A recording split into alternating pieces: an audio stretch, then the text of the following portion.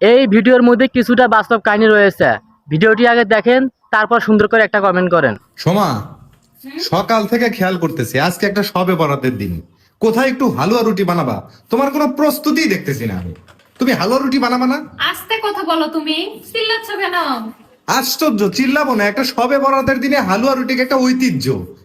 তুমি কোনো প্রস্তুতি নাই তোমার ভিতরে, তুমি কিছুই করতেছো না। দেখো চুলা টলে তোমার কিচ্ছু নাই, কোনো কিছু নাই।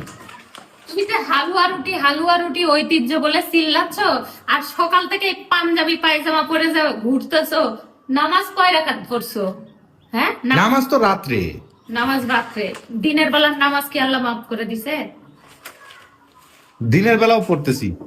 তুমি হালুয়া রুটি বানাবা না? ছোট কাল থেকে হালুয়া রুটি খেয়ে আসতেছি, তুমি কি কোথা থেকে কি নিয়ে আসতেছো? আমি তো এখন ছোটকাল থেকে খেয়ে আসলাম, আমি তো ইদানিং শুনতেছি যে হালুয়া রুটি নাকি খেতে হয় না সবে বড়তে। কে কইছে? কোন মুফাসসির কইছে হালুয়া রুটি খেয়ে আসতেছে ছোটবেলা থেকে? সবই আমি মানলাম, তুমি আগে নামাজ পড়ে আসো, তারপরে তুমি হালুয়া রুটি খাও, যা খাও আমি দেবো, যাও। নামাজ রাত্রে বেলা নামাজ না সবে বরাতের? তোমার সাথে আমি আর পারলাম না, আসো। দাও হালুয়া রুটি কোথায়, একটু দাও চাইখে দেখি। বানাইছো? আমি তো জানি ছোটবেলা থেকে তোমার মা, আমার মা সবাই যে খাওয়ায় খাওয়ায় অভ্যাস করছে।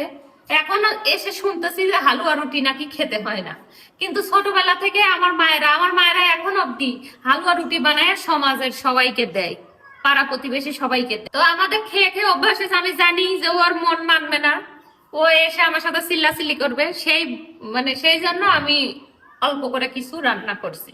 কি রান্না করছো? এই যে, এটা কি বলতো? ওটা কি পায়েস? এটা হচ্ছে পায়েস না, সাবু। দারুণ সেন্ট বেরোইছে। সাবুদানা সাথে এই যে বুটের হালুয়া। খুব সুন্দর লাগতেছে। মানে এখান থেকে এক পিস করে নিয়ে নিয়ে খাওয়া যাবে না? হ্যাঁ, মিষ্টির মতো এক পিস করে নিবা আর খাবা। মিষ্টি না, সন্দেশের মতো। আর আর কিছু নাই? রুটি নাই? রুটি রুটি এই যে এখানে রান্না করছি গরুর মাংস। গরুর মাংস? বাহ, দারুণ দারুণ। যাক, এই যে এখানে আছে তোমার রুটি রুটি রুটি হালুয়া রুটি খাবে, একটা মজাই আলাদা। রুটি রুটি করে চিল্লাইতে চিল্লাইতে আমার মাথা নষ্ট করে ফেলছে। আর এখানে আছে এই যে পোলাও। এত সুন্দর লাগতেছে পোলাও দেখতে। এর ভিতরে কি আছে? মটরশুঁটি, গাজর সবকিছু দিয়ে। সবকিছু রান্না করছো, এর জন্য আমি অনেক খুশি। আরো বেশি খুশি হয়েছি এই তুমি রুটি বানাইছো আর এই যে যে হালুয়া বানাইছো।